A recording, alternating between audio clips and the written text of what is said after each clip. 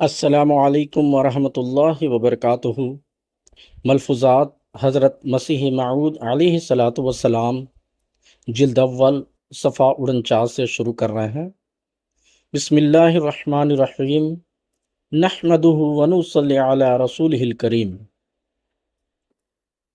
آج جو پیش کیا جا رہا ہے وہ 1 اگست 1899 کو بعد مغرب ایک مشہور ہندو سادھو حضرت اقدس کی ملاقات کے لیے تشریف لائے اور حضور سے باتیں کرتے رہے۔ یہ اس گفتگو کا خلاصہ یا مفہوم ہے جس کو حافظ کی مدد سے ہم نے اپنے الفاظ میں قلم بند کیا ہے، یا ایڈیٹر الحکم صاحب نے اس کی وضاحت کی ہے۔ حضرت اقدس: آپ کے ہاں جوگ کا طریق سناتک دھرم کے اصول پر ہے یا آریہ سماج کے اصول پر؟ سادھو: سناتن دھرم کے مطابق۔ حضرت اقدس: آریہ سماج ایک ایسا فرقہ ہے جس میں صرف کہنا ہے، کرنا نہیں؟ سادھو: بے شک یہ لوگ گرو کی ضرورت نہیں سمجھتے، اور یہاں تک کہ دیانند کو بھی گرو کی حیثیت سے نہیں مانتے۔ کہتے ہیں کہ وہ ایک راہ بتا گیا ہے، اس پر چلنا چاہیے۔ حضرت اقدس: آپ کے جوگ کے لیے بڑی بڑی مشقتیں ہیں؟ سادھو: جی ہاں۔ حضرت اقدس: اس مشقت کے بعد کیا کوئی ایسی قوت اور طاقت پیدا ہو جاتی ہے جس سے اس پریم کا پتہ لگ جاوے جو اس ریاضت کرنے والے کو خدا کے ساتھ ہوتا ہے؟ کیونکہ محبت کا پتہ اور وجود اس وقت تک نہیں ملتا جب تک کہ دونوں طرف سے کامل محبت کا اظہار نہ ہو۔ ادھر سے محبت کے جوش میں ہر قسم کے دکھ اور تکلیف کو برداشت کرنے کے لیے تیار ہو، اور ادھر سے یعنی پرمیشور کی طرف سے ایسا پرکاش، روشنی یا نور اس کو ملے کہ وہ عام طور پر لوگوں میں متمیز ہو جاوے۔ سادھو: ہاں، کچھ بل اور طاقت آ ہی جاتا ہے۔ حضرت اقدس: بھلا کوئی ایسی طاقت اور بل کی بات آپ سنائیں جو آپ کی سنی ہوئی نہ ہو بلکہ دیکھی ہوئی ہو، یعنی آپ کے گرد میں یا ان کے گرد میں۔ کیونکہ بات یہ ہے کہ سنی ہوئی بات کچھ ایسی مؤثر نہیں ہوتی، خواہ وہ کتنی ہی صحیح کیوں نہ ہو۔ قصے کہانی کے ذیل میں سمجھی جاتی ہیں۔ جیسے مثلا کوئی کہے کہ ایک دیش ہے، وہاں آدمی اڑا کرتے ہیں۔ اب ہم کو اس کے ماننے میں ضرور تأمل ہوگا، کیونکہ ہم نے نہ تو ایسے اڑتے دیکھے ہیں اور نہ خود اڑے ہیں۔ پس قوت ایمان اور یقین کے بڑھانے کے لیے سنی سنائی باتیں فائدہ نہیں پہنچاتی ہیں، بلکہ تازہ بتازہ جو سامنے دیکھی جاوے، اور اس سے بھی بڑھ کر وہ جو خود انسان کی اپنی طاقت پر وارد ہو۔ پس میرے اس سوال سے یہ غرض ہے کہ آپ کوئی ایسی بات بتلائیں جو اس ریاضت کرنے والوں میں آپ نے دیکھی ہوں یا سنی ہوں۔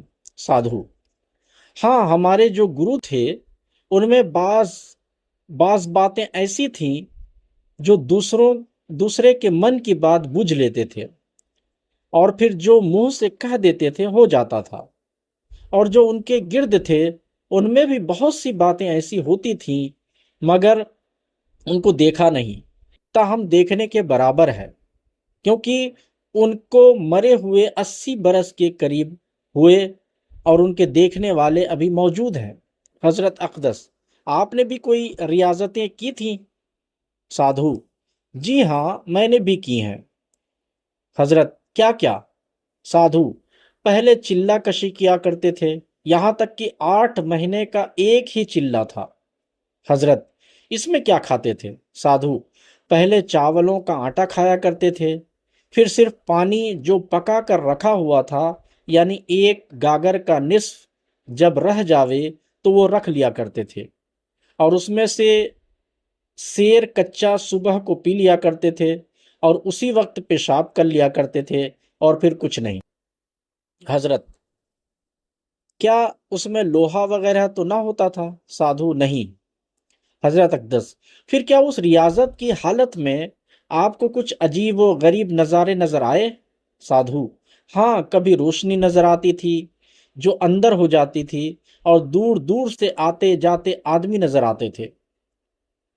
اس کے بعد چند منٹ خاموشی رہی، پھر اس مہر سکوت کو سادھو صاحب نے اپنے اس ایک سوال سے توڑا: سادھو، کیا آپ پرمیشور کو آکار مانتے ہیں یا نراکار؟ حضرت اقدس: ہم جس خدا کو مانتے ہیں اس کی عبادت اور پرستش کے لیے نہ تو ان مشقتوں اور ریاضتوں کی ضرورت ہے اور نہ کسی مورتی کی حاجت ہے، اور ہمارے مذہب میں خدا تعالیٰ کو حاصل کرنے اور اس کی قدرت نمائیوں کے نظارے دیکھنے کے لیے ایسی تکالیف کے برداشت کرنے کی کچھ بھی حاجت نہیں، بلکہ وہ اپنے سچے پریمی بھکتوں کو آسان طریق سے، جو ہم نے خود تجربے کر کے دیکھ لیا ہے، بہت جلد ملتا ہے۔ انسان اگر اس کی طرف ایک قدم اٹھاتا ہے تو وہ دو قدم اٹھاتا ہے، انسان اگر تیز چلتا ہے تو وہ دوڑ کر اس کے ہردے میں پرکاش کرتا ہے۔ میرے نزدیک مورتی بنانے والوں نے خدا تعالیٰ کی اس حکمت اور راز کو نہیں سمجھا جو اس نے اپنے آپ کو بظاہر ایک حالت غیب میں رکھا ہے۔ خدا تعالیٰ کا غیب میں ہی ہونا انسان کے لیے تمام تلاش اور جستجو اور کل تحقیقاتوں کی راہوں کو کھولتا ہے۔ جس قدر علوم اور معارف انسان پر کھلے ہیں وہ موجود تھے اور ہیں، لیکن ایک ایک وقت میں وہ غیب میں تھے۔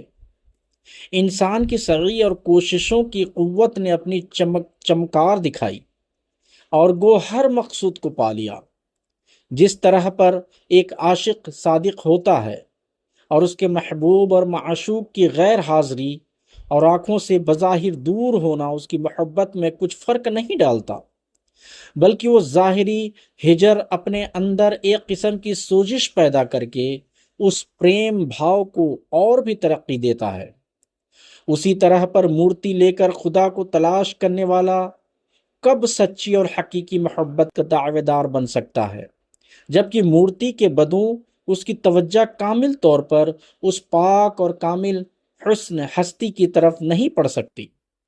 انسان اپنی محبت کا خود امتحان کرے، اگر اس کو اس سوختہ دل عاشق کی طرح چلتے پھرتے بیٹھتے اٹھتے غرض ہر حالت میں بیداری کی ہو یا خواب کی، اپنے محبوب کا ہی چہرہ نظر آتا ہے اور کامل توجہ اسی طرف ہے، تو سمجھ لے کہ واقعی مجھے خدا تعالیٰ سے ایک عشق ہے، اور ضرور ضرور خدا تعالیٰ کا پرکاش اور پریم میرے اندر موجود ہے۔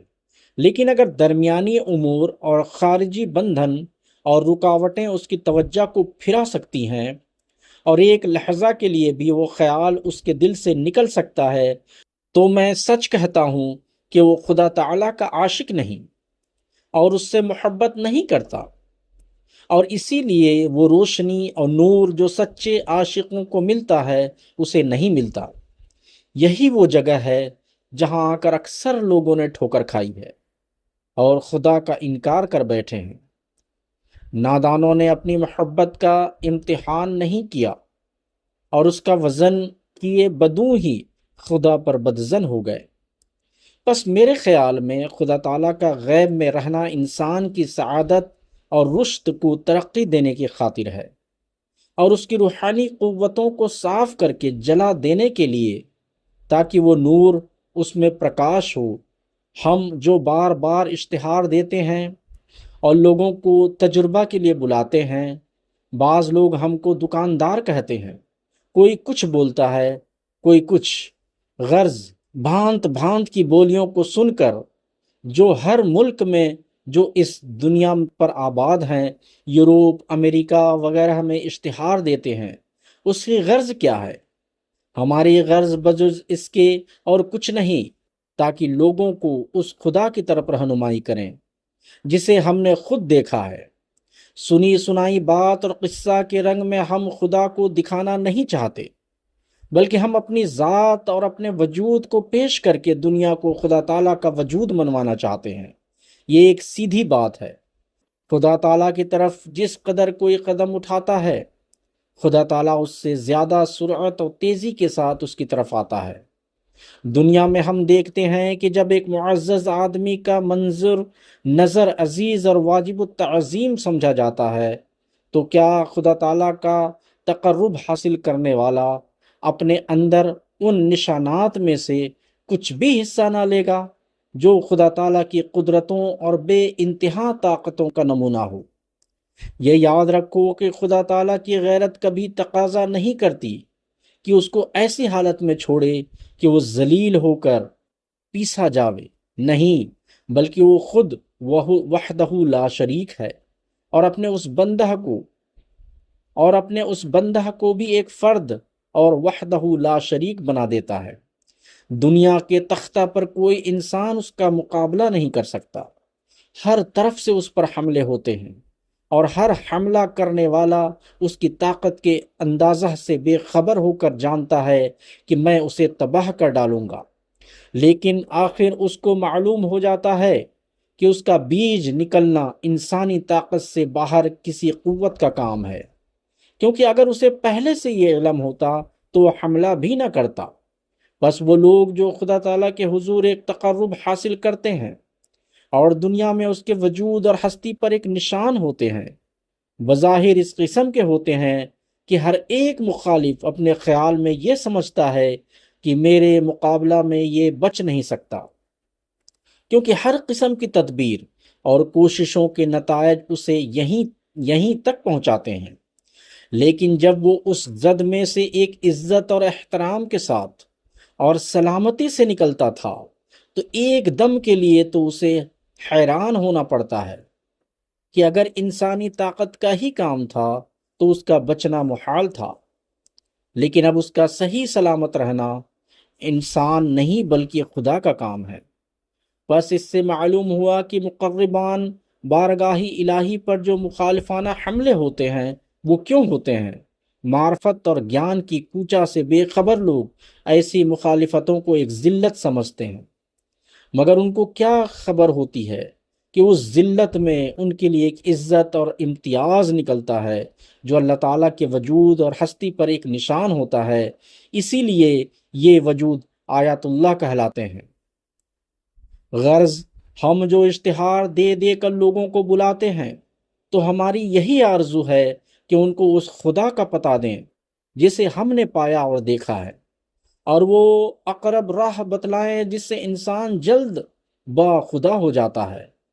بس ہمارے خیال میں قصہ کہانی سے کوئی معرفت اور گیان ترقی نہیں پا سکتا جب تک کہ خود عملی حالت سے انسان نہ دیکھے، اور یہ بدوں اس راہ کے جو ہماری راہ ہے میسر نہیں، اور اس راہ کے لیے ایسی صعوبتوں اور مشقتوں کی ضرورت نہیں، یہاں دل بکار ہے۔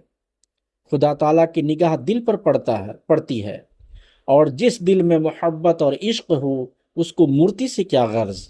مورتی پوجا سے انسان کبھی صحیح اور یقینی نتائج پر نہیں پہنچ سکتا۔ باقی اسی کا اگلا حصہ انشاءاللہ کل کے ایپیسوڈ میں۔ السلام علیکم ورحمۃ اللہ وبرکاتہ۔ اللہم صلی علی محمد وعلی آل محمد کما صلیت علی ابراہیم وعلی آل ابراہیم انک حمید مجید۔ اللہم بارک علی محمد وعلی آل محمد کما بارکت علی ابراہیم وعلی آل ابراہیم انک حمید مجید۔